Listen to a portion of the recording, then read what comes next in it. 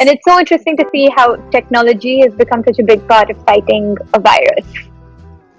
Yeah, it's been really cool. I was amazed because we started with, there were like 7 people initially, and it's over 1,000 people in every country I can name, and probably some I can't. Hello and welcome to Quarantales. Today we're meeting Alina Clough, who's been working with COVID safe paths and helping keep us all safe during this pandemic. Hey Alina, we would love to learn a little bit more about COVID safe paths and what you've been doing with it. Yeah, so effectively what COVID Safe Paths is an app combined with sort of a government back-end software, and the idea is to take contact tracing and do it digitally. This is totally free, and we built the whole thing with a really large network of open source developers and volunteers. And effectively the idea is that your phone can privately log your location so it doesn't have to go anywhere. And then if you ever become infected, a government using the back-end software can take your location data that you provide them if you choose, redact out any personally identifiable information, and push that out to other people's phones. Those people's phones with their private information can do an overlap function without their information ever leaving their phone or having to go anywhere, and tell them if they've come in contact with somebody who's been diagnosed as COVID-19 positive.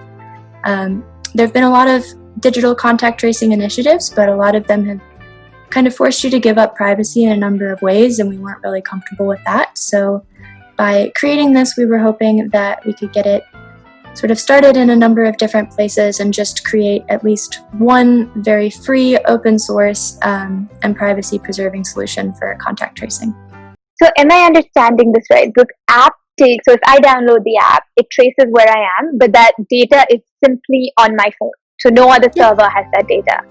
And then if my government has sort of adopted the app as well, then people, if I get the virus, people I've been in contact with get pushed a notification saying they've been in contact with someone who has the virus, or?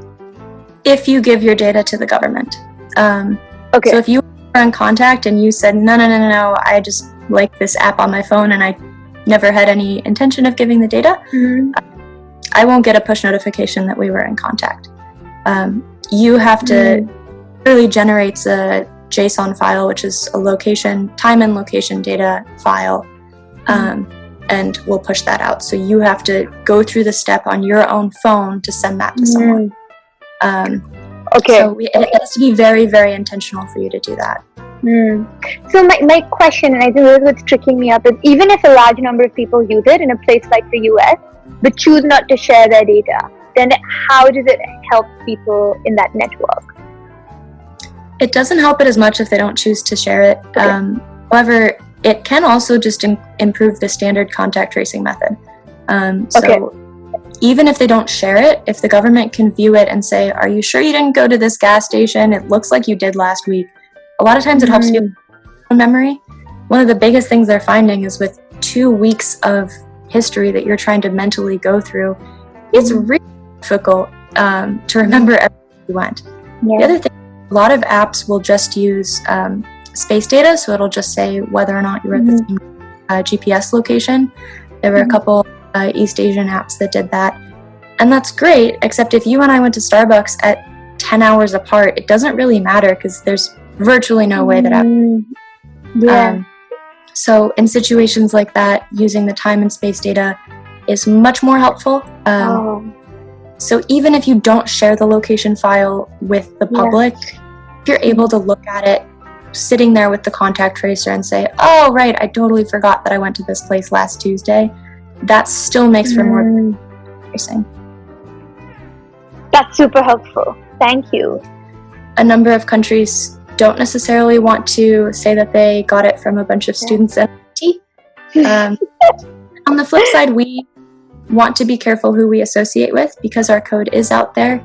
If people do something like with it, we can't stop them, but we also don't want to necessarily put our name on that or associate with it because we are absolutely privacy first, and if people take the code in a way that we're not with, that's not something that we really want to engage with.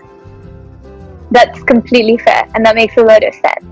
But on another note, so you mentioned part of the uptake and why this app is important is because when people don't have privacy in a situation like a pandemic, there's a lot of stigma that comes along with it.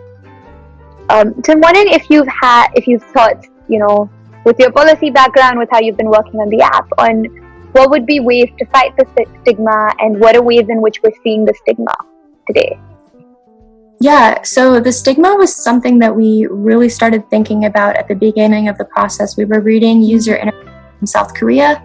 I think there was called 100 yards or 500 feet, something like that was the name of the app. And there was a quote from one doctor's patient that said the stigma was worse than the virus. And that is not something you want people telling their friends, especially. Maybe it was for him, but the virus can be pretty freaking bad from what I've heard. So as far as fighting the stigma, we really want it to be something that people don't have to fight, because it's one thing if people want to tell others that they have a certain virus, but in order to protect your friends and family, you should never have to give up your health data.